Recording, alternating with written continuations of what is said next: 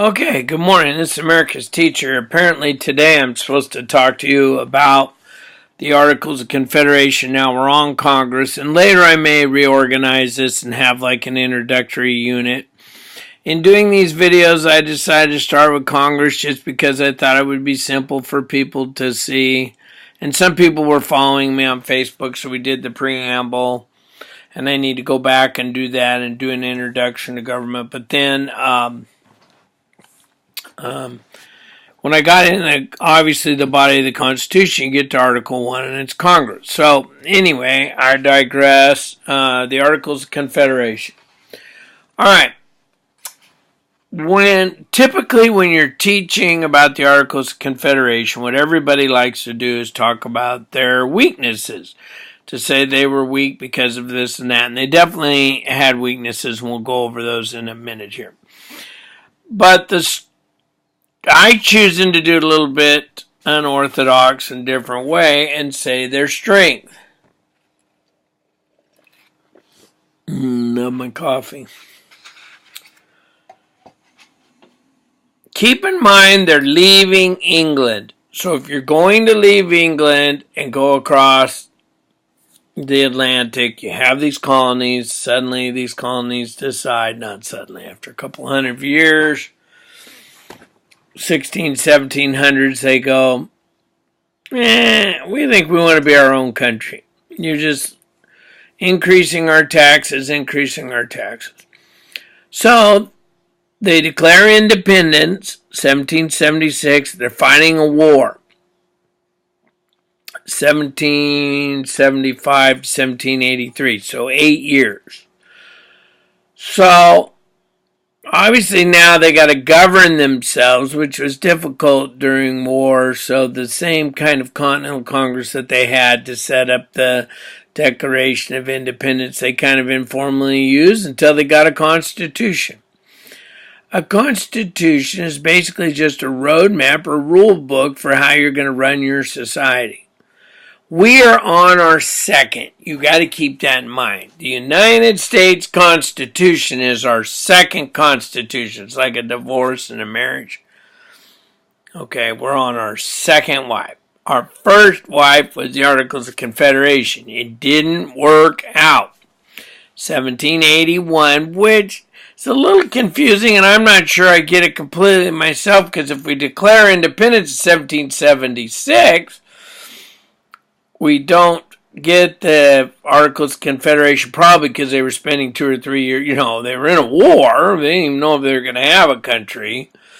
So they were trying to set up a system. They did have their constitutions in their individual states and their charters with the king. So they already had forms of government, local government, that they were governing themselves. But from 1781 to 1789, just for simplicity's sake, we'll say that was our first constitution, 8 years. What did we do in the 4 years prior to that? Well, like I said, busy fighting a war and developing. When they wrote these documents, they just didn't walk in 5 minutes to do them. They took 2 or 3, 4 years in some cases. All right. Articles of Confederation, basically the strengths of it is that they gave the 13 colonies a ton of power. It said each colony was kind of sovereign. Now, sovereign's a word we use in government. Sovereign means absolute authority over its own territory. So, at first, these colonies, the absolute authority was with the King of England. After that, the absolute authority becomes each state over themselves. So Virginia's legislature is over Virginia, and they toss a bone to the national government. So they keep the national government weak. That is so important to understand today, because if you come in with blinders on, like so many of these young people now in our cars and stuff that don't get the history, states' rights are good or bad or whatever. Well, they're coming from a vacuum.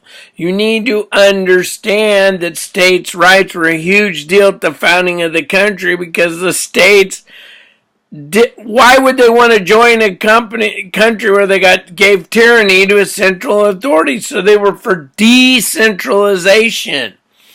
Meaning, instead of having all the power in Washington, D.C., get it as local and as close as you can. That's where we got our history of cities, counties, school districts, special districts, keeping power as close to us as possible so we don't have some despot way off where telling us how to live. Imagine their frustration with all those taxes, like on taxes on tea, from a despot that many of them didn't even know, all the way across the Atlantic.